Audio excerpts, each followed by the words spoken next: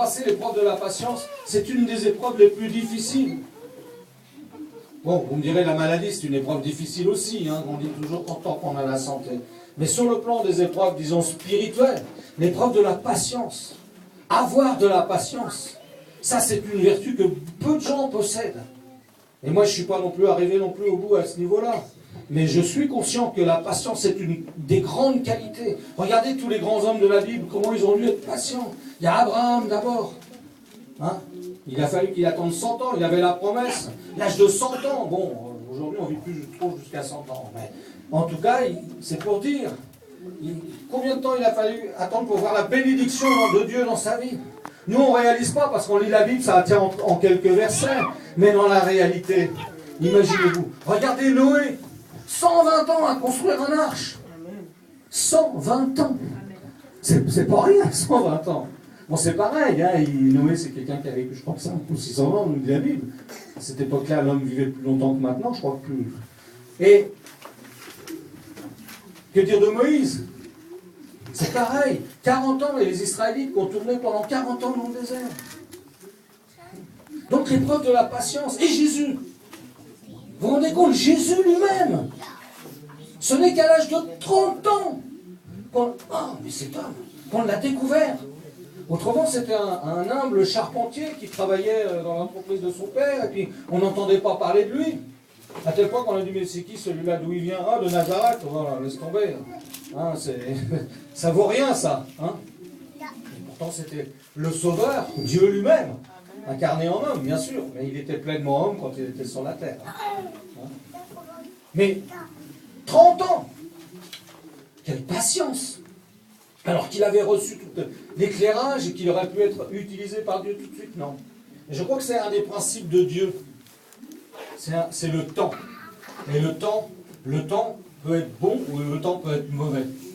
Et quand il faut attendre, ça c'est quand on a un rendez-vous qu'il faut attendre, quand on est chez le médecin qu'il faut attendre, quand on a fait une demande de logement qu'il faut attendre, quand on fait une demande de promotion dans notre travail qu'il faut attendre. C'est long, n'est-ce pas? C'est long. Ça s'appelle la patience. Et la patience, c'est une qualité, pas un défaut. Bien sûr qu'on voudrait, nous, tout de suite, tout casser. Moi, je me rappelle, quand je me suis converti, je voulais tout casser, quoi. Hein, c'était là, tout feu, tout flamme. Ah, je vais faire ceci, je vais faire cela. Dieu m'a dit, oh, calmos, hein. Et puis quand on reçoit une prophétie, je pense que ça vous est tous arrivé, on pense que ça va se réaliser le lendemain. Mais regardez Ésaïe, il a prophétisé la venue de Jésus, toutes les prophéties messianiques que nous avons dans le livre d'Ésaïe. Il a fallu combien de temps avant que ça se réalise? Combien de temps? Vous savez? 700 ans. 700 ans. Ésaïe était déjà mort 10 fois. Hein. Il ne l'a même pas vu. Hein, et c'est pareil les apôtres, quand Jésus leur a dit que la fin du monde allait venir, la fin des temps, l'enlèvement et tout, a dit ça sera quand? Ben oui, mais c'est toujours pas arrivé. Hein. Et c'est pour ça que nous devons avoir de la patience. Et c'est une des vertus les plus... Et quand nous avons réussi à acquérir cette patience, alors Dieu peut faire quelque chose avec nous. Mais il y a un temps. Vous savez, je crois que les gens qui ont cette bénédiction, et des fois je pense aussi, je dis, mais comment ça se fait que telle personne ou tel prédicateur, ça y est, il a à peine 1 an de conversion, ça y est, il est déjà, il fait le tour du monde. Mais je crois que, d'abord Dieu est souverain, on en a parlé à l'instant, mais ensuite, c'est pas la question, mais il aura son moment de traversée du désert. C'est obligatoire, il y aura un moment ou un autre. Mais Dieu agit comme ça. Dieu agit avec l'un, avec l'autre d'une façon différente. On est tous complémentaires, on est tous différents. On a tous un appel différent. Et là, l'important, c'est de rentrer dans cet appel et de rentrer dans... Vous savez que Dieu veut vous utiliser. Dieu veut nous utiliser. On a tous quelque chose à faire.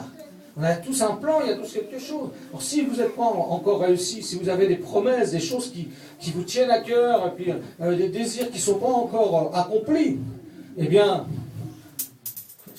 Dieu ne ment pas. Hein. Il y a quelqu'un qui disait que Dieu devait souvent attendre, mais il n'est jamais en retard. Le jour où c'est l'heure, il peut faire en une journée ce que vous n'avez pas vu pendant 20 ans. Ou 30 ans. N'est-ce pas? En une seule journée. Quand il est là, alors la porte s'ouvre en grand et voilà, tu peux rentrer maintenant, c'est l'heure. C'est le moment. Je suis là et maintenant ça va changer. Et moi, j'ai beaucoup de choses dans ma vie qui ne sont pas encore réalisées. Je pense que c'est votre cas, c'est le cas de la prophétesse Yvette. Aussi beaucoup de choses dans sa vie, des aspirations, des désirs. Elle voudrait voir, et puis il y a toujours des obstacles, il y a toujours, on se dit, ah c'est le moment, puis là on va, boum. Moi je suis parti au Canada il y a quelques années, certains d'entre vous le savent, je pensais que j'allais rester là-bas, enfin qu'on allait s'installer. Et puis finalement, ben, il n'y a pas eu d'évolution.